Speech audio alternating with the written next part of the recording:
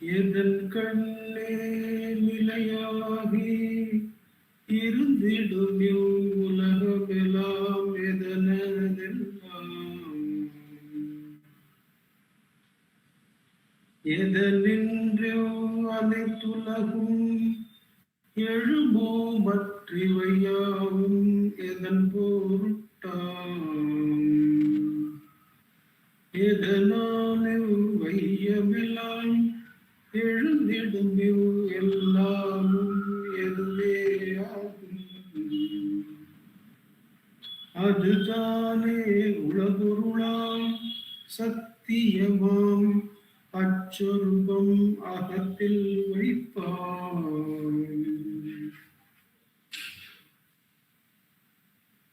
அகக்கமலத்தே அமலச்சல அகமுருவமாகும் அறிவேது அகத்தை அகற்றிடுவதாலும் அகமாம் அறிவே அகவீடழிப்பதறி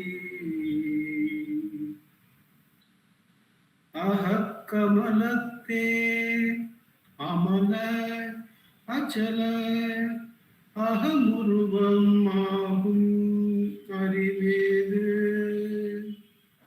அகத்தை அகற்றிடுவதாலும் அகமாம் அறிவே அகவீடழிப்பதறி.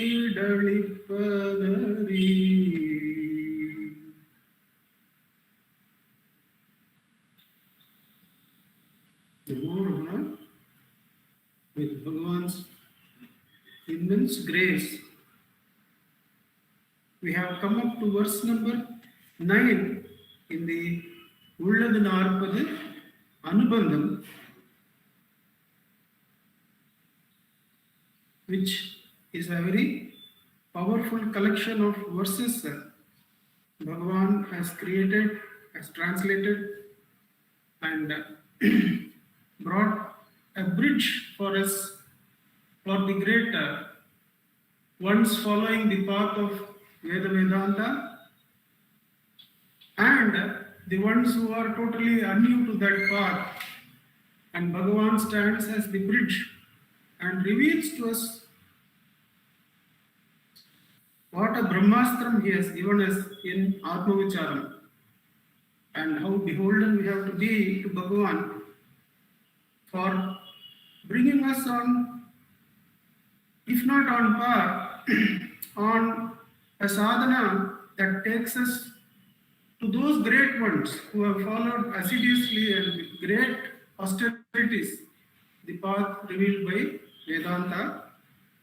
This verse is from Agama, from Devi Kalotram, which is Shiva giving Upadesham to Parvati Amma, and through her to all of us, or Parvati Amma on behalf of all of us, asking Shiva as to what is the direct path with which all jivas can get freed of bondage. In that, one of the verses is this. It is from Sanskrit that Bhagavan has translated. It appears, according to Kanakamal, that in the translation of Devi Kalotram itself, Bhagavan has made a slight addition in the Vedma meter. So there are two translations, not much of a difference for the sadhakas. So I stick to this verse that is available to us in the Anubandham itself. The meaning given by Sadhuvam Swamigal is quite to the point. Ahakamalate amala achala ahamurvam ahum arived ahathai அழித்திடுவதால் அவ் அகமாம் அறிவே அகற்றிடுவதால் அவ் அகமாம் அறிவே அகவீடழிப்பதறி. The English meaning given by Sadhuvam Swamigal is in the lotus of the heart. In the lotus of the heart is pure and changeless consciousness. So that can be kept as the first part. In the lotus of the heart is pure and changeless consciousness in the form of self. Sadhvam Swamigal translates the next portion as Ahathai Agatriduadalau. He translates as when the ego is removed. When the ego is removed, then the third part, this consciousness of self bestows liberation of the soul, of the jiva.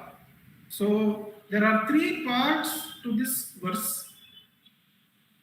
One is the affirmation that in the heart lotus there is this pure and changeless consciousness.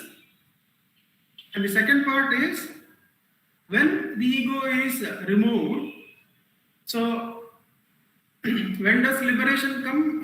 There is only one thing to be done. The ego has to be removed. When the ego is removed, the third part is this pre-existing pure and unchanging consciousness itself bestows liberation on the jiva.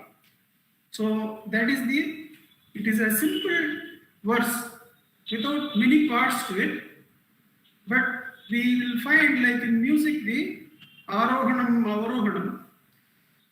I am not very good at music, but the knowledge of music, but the upward going and the downward going, we find Bhagavan through verses 6, 7 and 8 has climbed up to pure Advaita, the pure Ajata, and now, as we shall see in due course, out of immense compassion, Bhagavan brings back the earlier two supports with one more even greater support in the verse number 10.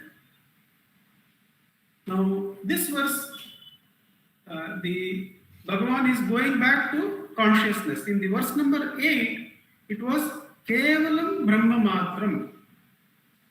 Kevalam Brahma Matram Aham Ahamiti Sakshat Atma Rupena Bhati.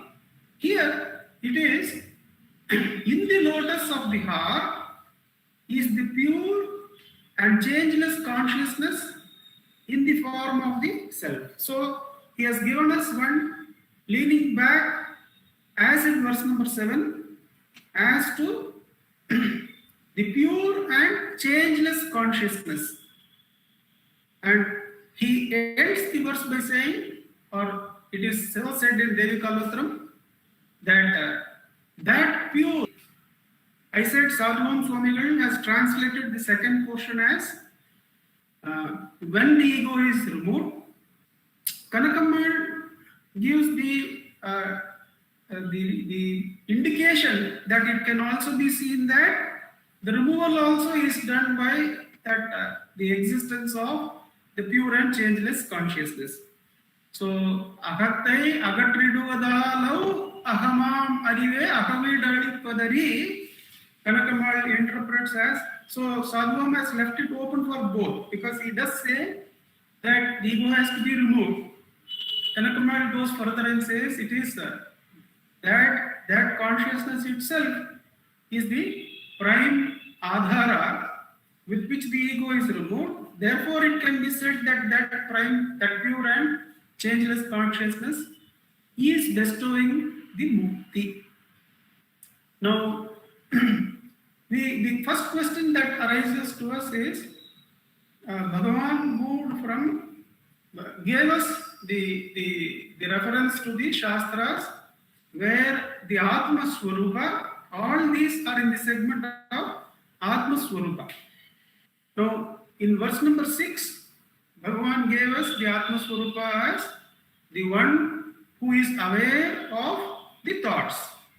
And we discovered that pure awareness of thoughts, as done in many streams of meditation, the mere awareness of thoughts arises only when the awareness or attention is free of the duality of like and dislike. So when one can look at something, including thought, without like or dislike, then that attention, which is free of like and dislike, frees itself of that plane of objects. That was the verse number 6. Devanya Yarmanam Teruvan. That was the verse. Then Bhagavan went to the Ekashloki and gave us the support of Voli Unati Ede.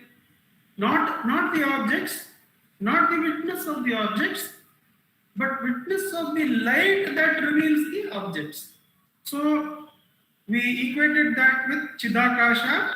We had references from Yoga Vasishtam, where the Chidakasha was the place into which Leela and Saraswati in that episode, they went into, got different bodies that were required to visit different lokas.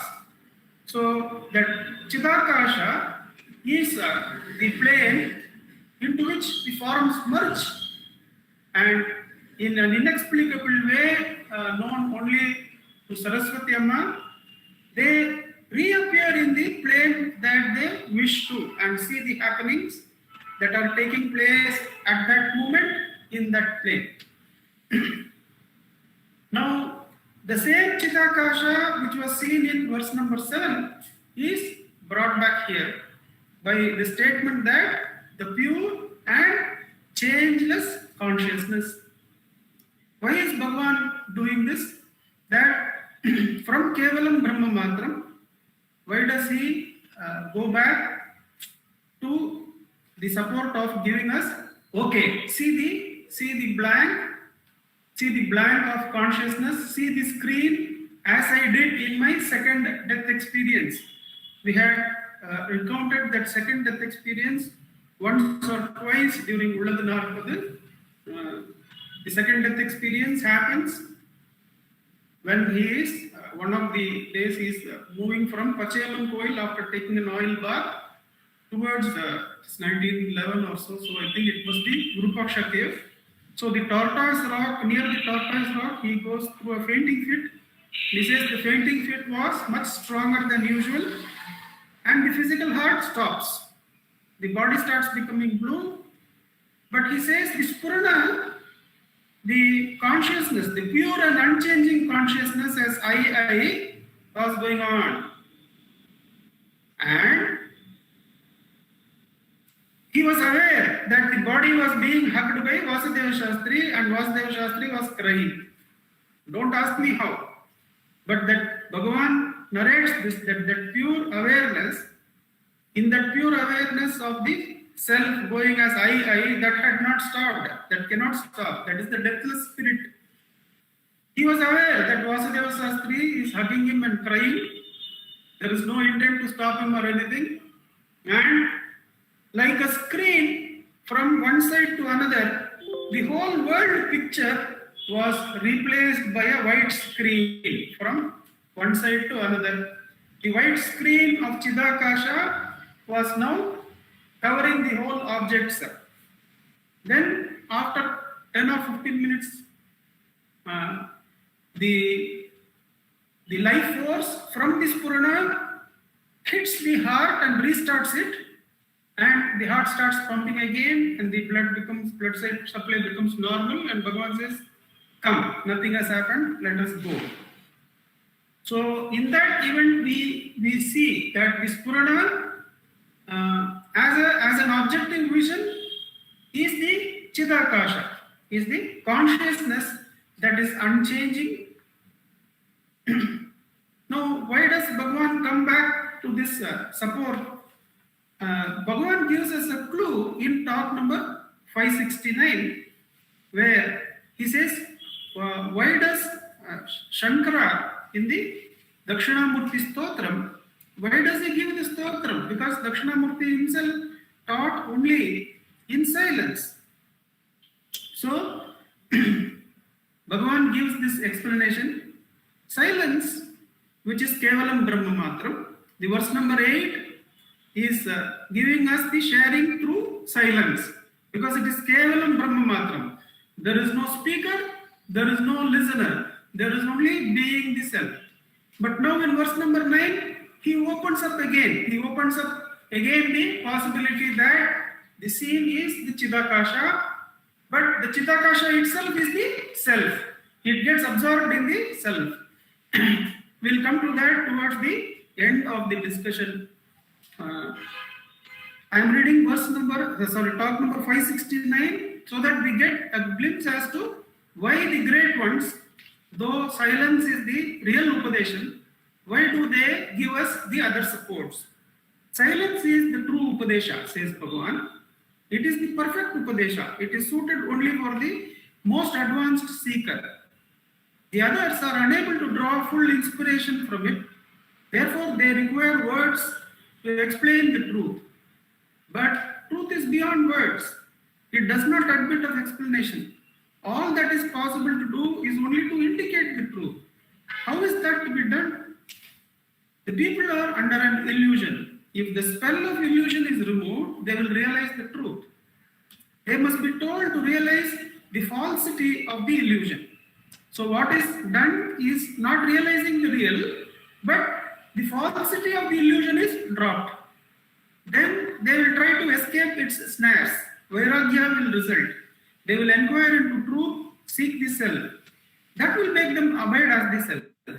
Sri Shankara, being the avatar of Shiva.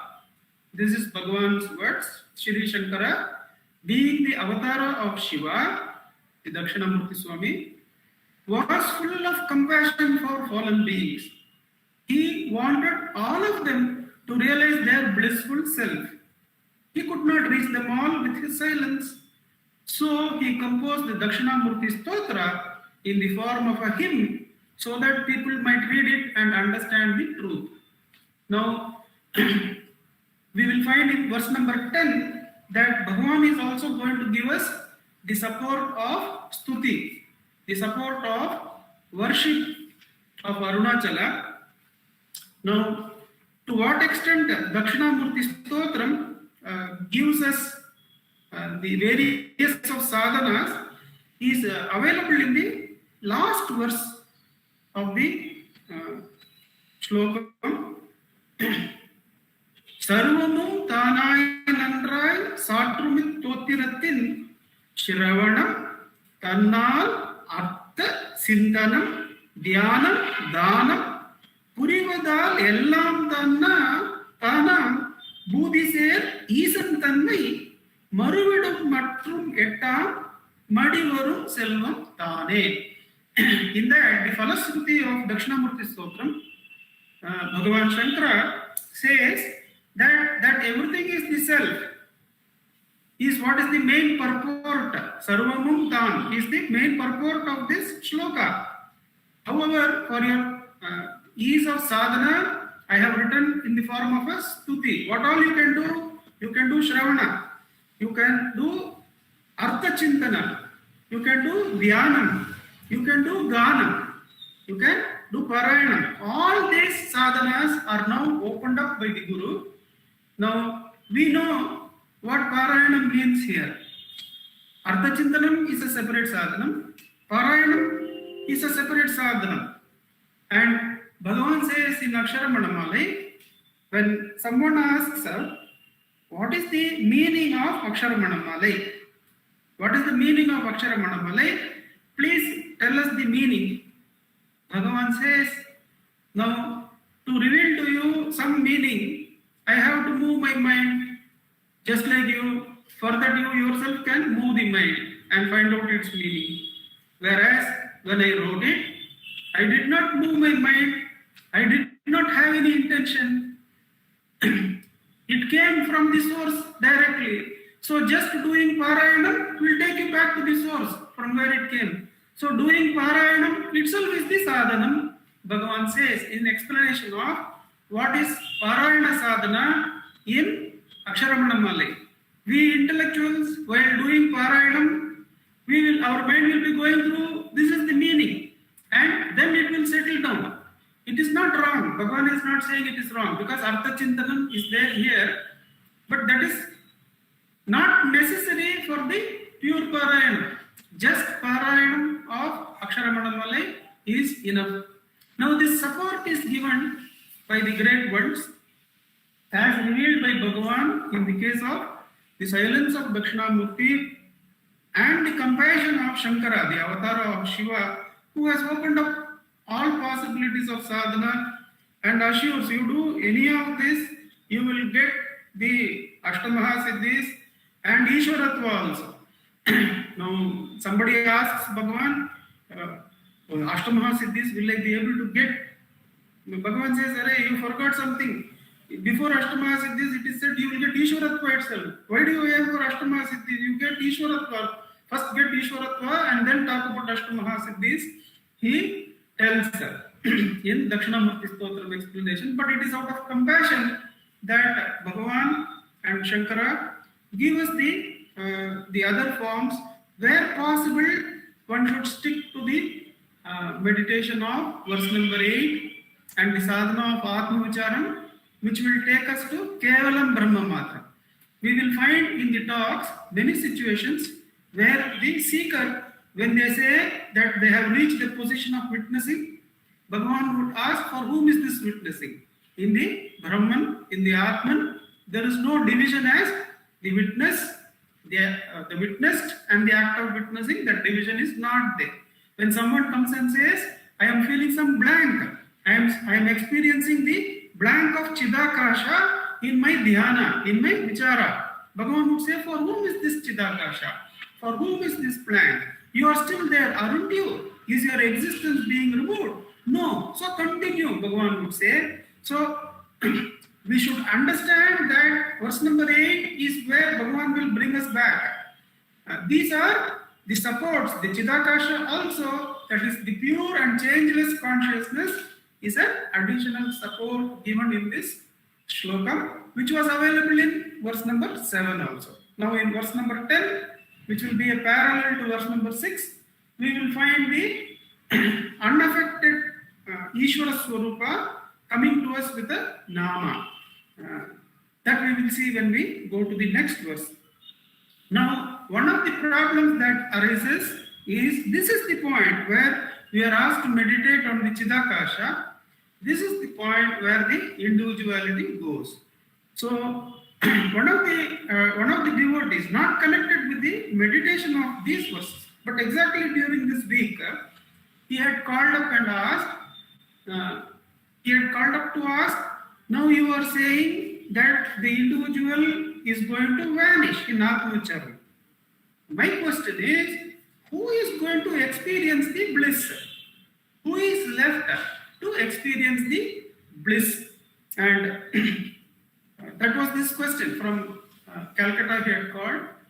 The answer to that is that what Bhagavan says in this verse itself, as the self.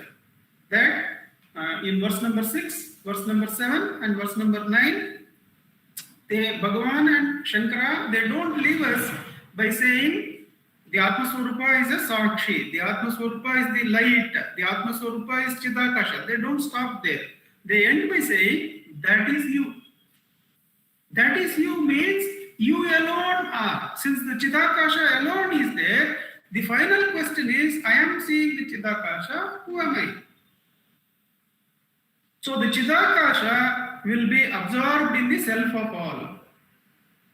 There is no object to witness in the self-anubhavam. Tannai andri anniyam ondrum mariya. Tannai andri anniyam ondrum mariya. There is no experience of another. There, the Spurana alone is. So Bhagavan's experience of the Chidakasha is also a running commentary for our sake. He says the Spurana never left. The Spurana was always going. That is his identity. This is a Chitram. He is describing the commentary for us. These objects were covered by Chidakasha during the second death experience, he says.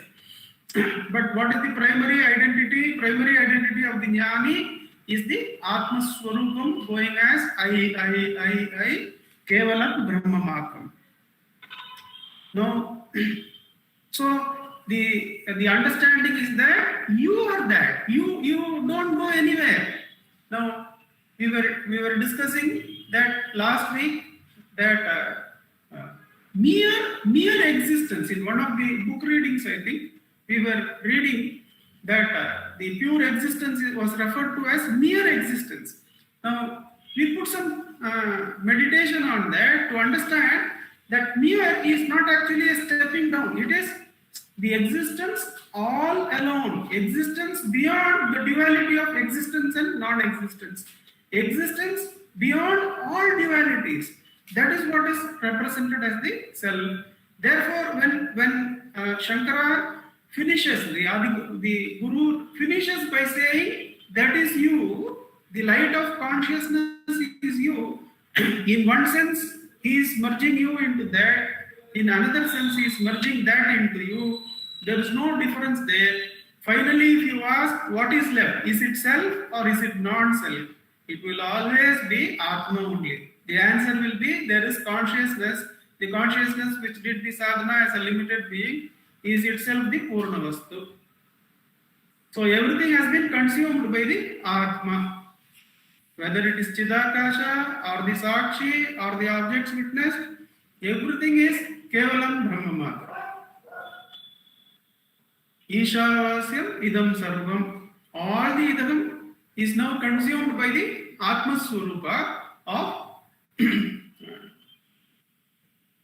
Ishvara, which we will be seeing in the next verse. The additional support Bhagavan is going to give us is he is going to give the Ishvara Swarupa for us. Now, the second portion of this verse is what is the action point. Bhagavan says the first part is an affirmation that there is this pure and unchanging consciousness which exists as the self in the heart. And the second part is when the ego is removed. So the critical action point there is when the ego is removed, what happens is that then the Chidakasha or the self liberates the Jiva from Jiva Bhava. Now, we find that in today's discussion, we find that this removal of ego and coming to the stillness of consciousness has that been referred to as the highest state anywhere. We find that Bhagavan refers to that in Arunachala Ashtakam. And I would like to, since we have limited time here, I would like to go to Devi Kalotram itself, from which the verse is taken. Verses 6 and 7 of Devi Kalotram refer to the pure and unchanging consciousness. How beautifully it has been described is that the pure and unchanging consciousness is referred to as the still mind. The mind which is faster than wind and all other things that you can imagine as moving. When one is able to still it, when one is able to make it achala, that one, the one who has stilled, that one himself is Shiva, Vishnu and Brahma. Not only that, he is Subramanya, he is all the deities, he is the Pandit, he is the only one who can be called Pandit. All this is there in the verse number 6 and 7. So, in essence, what is the meaning? The meaning is that all the deities are absorbed into that pure and unchanging consciousness. There is no separate name and form there. The pure and unchanging consciousness, it is the Sarvadeva Swarupa, simultaneous blessing. Now, the practical aspect of it in our sadhana is that in our home, for 30 years we used to do the puja of Satyanarayana Swami. And there was this worship of Venkatachalapati, because that the mantra that was given to me was of Venkatachalapati. Then what happened when I started off in Atma Ucharam, the only form of worship was Ashtotram of Bhagavan. Whenever any puja is there, we would do Ashtotram of Bhagavan. And The question in our home satsang, the home satsang forms all the members of the home who have been doing all the sadhanas for so many years together as a team. It's a satsang. So the common question that would arise is, are we now doing some injustice to our 30 years protector, and the protector of the family deity of Murugan? Now the beautiful part of it would be that we would get Satyanarayana Swami Prasadam, we would get Venkatachalapati Prasadam on Saturdays itself. On Saturday itself, the Prasadam will land up. Now, Murugan, of course, in so many ways, he will reveal that his grace is with us totally and absolutely, and his support is what has brought us to the sadhana. The beauty of Atma Vicharam and the worship of one deity, why it is important to worship, Bhagavan would say many times when one would ask, is this name better or is that mantra better? Bhagavan would say they are all equally efficacious, because they are all now, how they got that power to lead us to the Chitta, we don't know. We don't need to know that. That is their power. Ganapati Muni and other great ones, they decipher how that mantra gets that Shakti. And they write it in some work saying that this is how Ramana Nama gets its Shakti. Now, the instruction to be taken from Bhagavan is that though there may be many forms in which we might have worshipped before, it may be enough if we now worship it in one form. That will enable us to focus our limited energies in sadhana, and in our personal experience at home, the deities in whose name we have worshipped, who are all great powers who have aggregated us, who have given us some akara in sadhana, who has given some self-identity for us, and who has carried us all this way. They will say you are doing the right thing. Because in each of the Shashtotrams, there is Parabrahmane Namaha. All the deities are worshipped as the Parabrahman. Strangely, we had gone to, which is that place that where the Narasimha Swami temple is there on the hill. There we had gone. Now, in that few minutes that we were there, the Ashtotram was being chanted, and the word that hit me in my ears was Om Parabrahmane Namaha. It was a rare visit, rare pilgrimage where some visitors had come and they wanted to go to Nanjangud and that place. On our way back from Nanjangud, we had visited Narasimha Swami was seated in all his majesty there, and the word that came to my ear was Om Parabrahmane Namaha. Therefore, the Atma Vicharam and worship in one form that we love is the simultaneous worship, simultaneous blessing of all the great deities. All their blessings come pouring. They all love the sadhaka who takes to the worship of the self. So without any fear and hesitation, as we would be directed in verse number 10, we can have the surrender and Atma Vichara going hand in hand, where into this Chidakasha all the names and forms merge. So it is along with them that our own name and form merges into the Chidakasha. There is nothing to lose. All these are, whatever we have had is labam ni ihapara labamil enayutru labamil nutrane arunachala. Whatever we have as knowledge or possessions is absolutely nothing compared to, there is no comparison at all, compared to the Spurana, the Atma Spurana. With all courage and with all our strength, we have to practice Atma Vicharam and the worship of God in one Nama Rupa. That is one clear instruction that Bhagavan gives us, that would aggregate all our sadhana and help go towards the truth with much more clarity and Shuddhata, the pure and unchanging consciousness. Now, we find that we have been meditating on how self-inquiry is taken to all.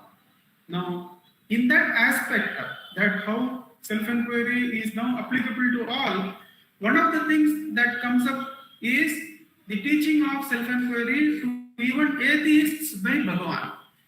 There is subsequently he becomes a great devotee of Bhagavan. One person called Prabhakar. With great reluctance he comes, but he has a feeling Bhagavan has only called him. He doesn't want to do namaskaram and all that. He writes his initial account. There is an account in face to face with Ramana Maharshi. In fact, he is not the only one. There are many with varying shades of atheism and agnosticism who have taken support from Bhagavan, the Atma Swarupam. When we look at that incident, which is narrated by Prabhakar himself, he says, Bhagavan asks him, okay, it doesn't matter that you are a rationalist. Why do you call yourself Prabhakar? It is only a name given by your parents. How can that be you? So as a rationalist, you should make this enquiry that this cannot be me. Therefore, continue the enquiry. You will find that your name and form merges into the pure being which alone is left. Now, the beautiful part of that investigation by Bhagavan is that we don't need to understand that we will attain to Ishwaratva or that silent consciousness is Shiva, Brahma and Vishnu, and all that is not necessary, because Isha Jivayo Veshadhivida Satsvabhavato Vastu Kevalam. Now, there is no act of becoming something and then getting absorbed. As is where is condition, the self absorbs us. Whatever we may be, we don't need to become Newton or some other great scientist and then get absorbed into knowing that we don't know. We don't know the final answers. Here itself, whatever knowledge you have, now I may be having very little knowledge of Sanskrit or the other Shastras, so that identity is not part of me. Do I have to become knowledgeable in that area and then become self-absorbed? Not necessary, says Bhagavan. Forget about becoming Shiva and all that. Not necessary. Do I need to pick up Sanskrit? Do I need to pick up that knowledge and then only identify with the self? No.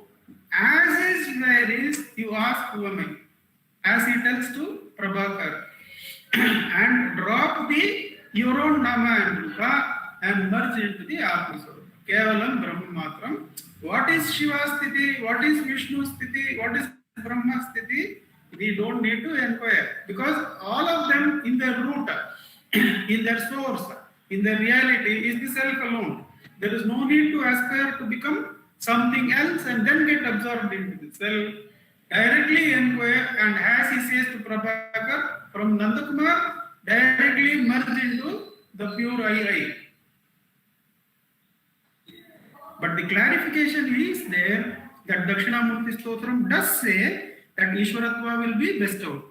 And Devi herself, in Devi Kalatram, Shiva himself says that the one who has identified with the still mind is all that.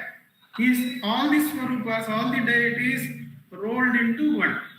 So, but without going there, in all humility, retaining the humility that has helped us a lot, as we are, in whatever aggregations we find ourselves, hand over those aggregations and the I in sadhana, remove the ego. To remove the ego, the mamakara has naturally got to be removed. That's why first he says, let the thought go. You cannot hold the thought and say you are offering the I. Let the thought go, then you will be allowed to offer the ego.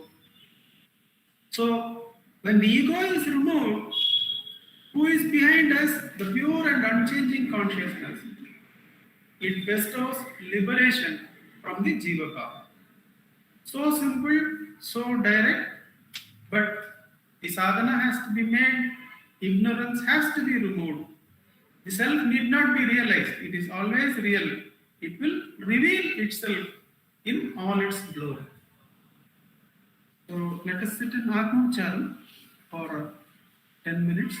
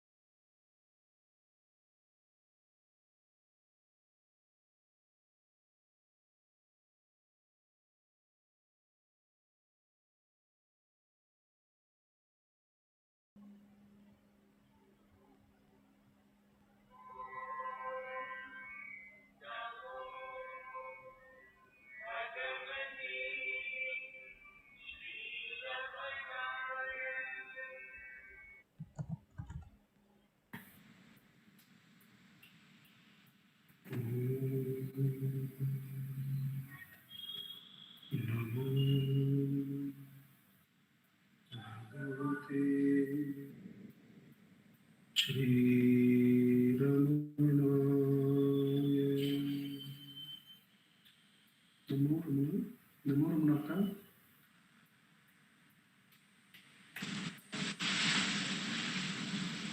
Namo Ramana.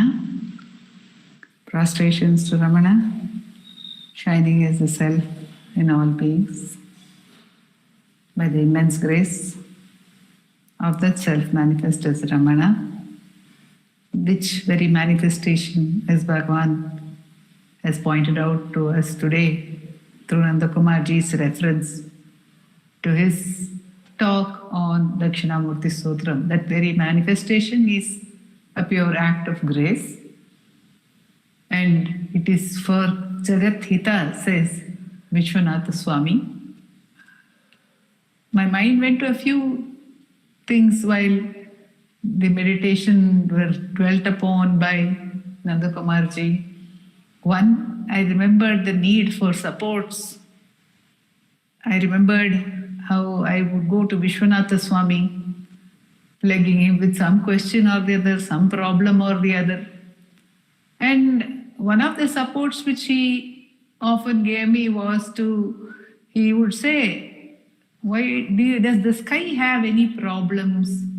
You are like the sky. You are just like that, the vast expanse. Why do you worry about this or that? And there was one occasion when I still had some doubts. I had written to him. Then we went to Ramanashramam. Then I remember after breakfast I was washing my hand in the tap. Not on that side there was no dining hall. At that time it was near the Bhagavan Samadhi only. There we were washing hands. And he had come with his staff and he smiled and said, Neril Badil. Said, you can come. And then I went to his room and then he offered me a seat and then he said, this morning Evelyn had come. She had some doubts also. We sat down in meditation. Then after that she didn't have any doubts. He said, I suggest that we can do some meditation. Now, my mind was not ready for that. I was disappointed. I was thinking, Evelyn, maybe she could understand in silence, Swami, but I don't think I am capable of understanding. My mind was saying this, but anyhow, he made me sit down in dhyana for some time. And after that, he said, all right, now we will discuss your problem which you have posed. And he spoke to me as well. So that is what I was reminded of. Bhagavan, in the previous verse, he took us to the dhyana. Because in case somebody is ready, like Evelyn was ready at that point of time, let it go to the Kevalam Brahma Matram. Why go back to any support? Why talk about anything else? But then they out of great grace, if there is a resistance in the mind or there is some reason, Bhagavan knows when that fullness has to come. So there is some reason why one is not able to abide without the support. Then Bhagavan comes down to our level and he speaks or he gives us various supports. Of course, in Upadesha Sara, we find that he has given us various supports. After starting with the first verse where he says, there's no meaning in any karma, nothing, everything is God's decree, there's nothing further to be said at all. But since we are not able to accept it, then he comes down, he points out that karma is futile, it will not liberate you. And if you are not able to understand that also, then okay, you do Ishwararpitam karma. Then how to do Ishwararpitam karma? All that he guides us. So, similarly here also, but every now and then, in Upadesaram also, every now and then he will put the punchline. Right in the 10th verse itself, he has gone to Hritsthale Manaha. He has not gone to it at the end of Upadesaram. In the 10th verse, he brought one to Hritsthale Manaswasthata. He brings us there. Then again he goes to Vayurodhana. Again, even in Aksharamana Male, we will find these cycles. The nth point and then again the coming back, because that's how our sadhana may be also. See, we touch it and then we come back and then we need some supports. Then we have to get, then we get back. Then again we touch it. So the supports are never denied. And because ultimately, as Bhagavan has said in Ashtakam, Nandakumar ji referred to it lightly. Ulladunil aladila adishaya shakti. That there is this great wondrous power which is there in you only. That Shakti is there. It is you. It is not apart from you. And that Shakti is, it manifests as numberless forms, says Bhagavan. And irundane madantorum vida vida uruvai irundolir unai arivuruttidarkendre. Only in order that you may be known, you are so manifest. The manifestation is not to disturb. The manifestation is to take one towards that source. But Bhagavan always indicates to us that one-pointedness is important. How does this one-pointedness happen? It may happen like Muruganar Swami said that you take me to any temple, what am I going to see? My eyes have become blinded after seeing Ramana. I'm only going to see him. I'm not going to see anything else. I'm only going to see that Jnana Surya. It's a waste to take me. That is one way. But I have seen in the case of my mother, again, she once told Vishwanatha Swami, my husband says only Ramana. But I pray to all the gods to the extent that once my brother-in-law was teasing her.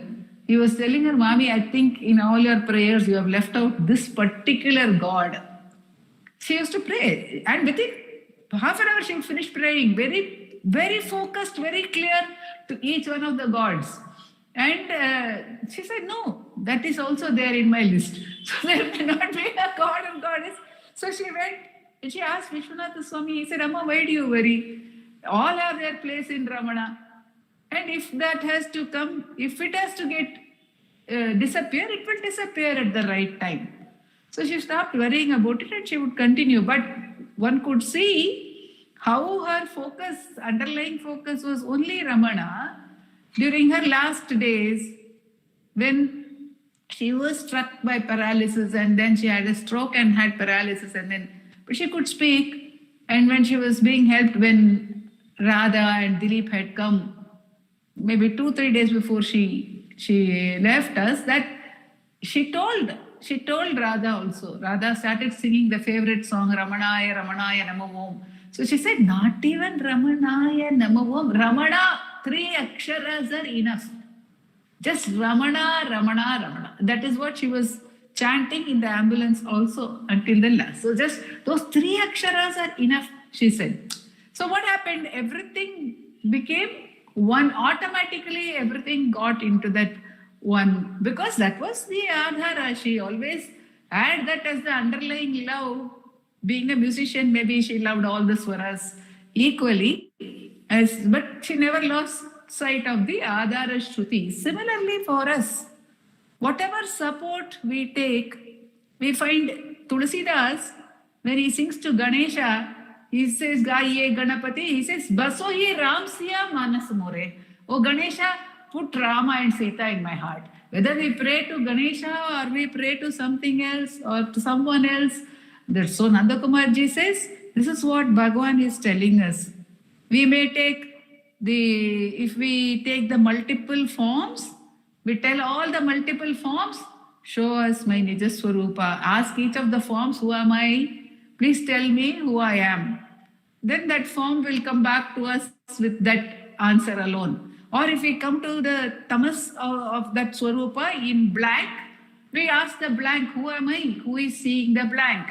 Then that blank also will give us that same answer. Or if we see it in the Sattva Swarupa of the Chit Swarupa, about which we have heard today, we ask that also. Tell me, please tell me who I am. Then that Chit Swarupa will also, as Nandakumar ji has often told us, that Aham Swarana, which is the Chit Swarupa, that will also take us back to that Kevalam Brahma Matram. So the importance of being focused cannot be denied.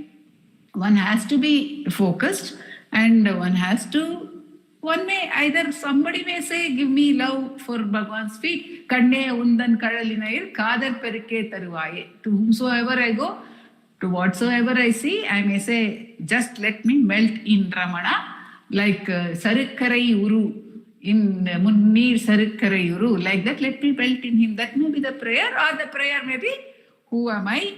Please let me know who I am. Whichever one is one's focus, whichever one is given by that Supreme Spirit, by that very grace of that Supreme Spirit, which is here only to take us back to itself. About that, there is no doubt. It has become manifest, it has given us words, it has come down to our level. All these supports, it is giving us this satsang, it is giving us somebody who tells us the saloon is important. So all this is coming to us by that grace.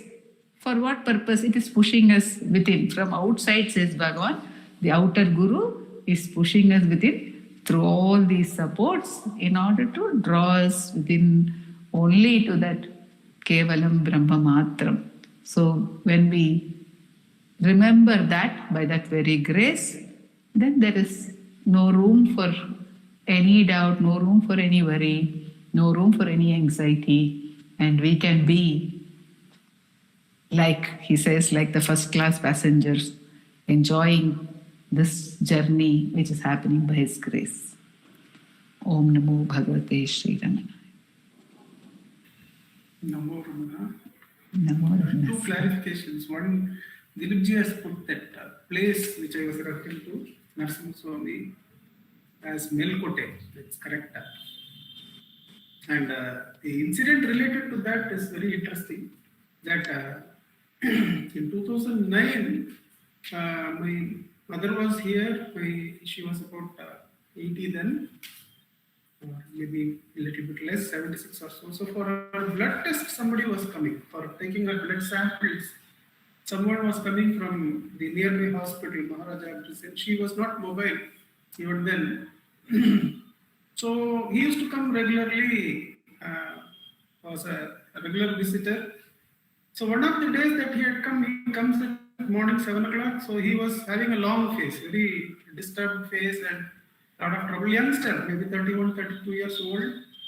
So we had got into discussions earlier also. So I was asking, why are you so worried? Who is your family deity? I asked. I don't know why I asked. So he said, Narasimha Swami is the family deity.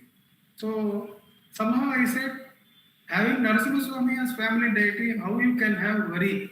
It is Narasimha Swami who appeared to the plea of the least of the devotees of Shankara, least of the disciples of Shankara, who takes Narasimha Swami's avatara himself and cuts the Kapali who comes to disturb Shankara.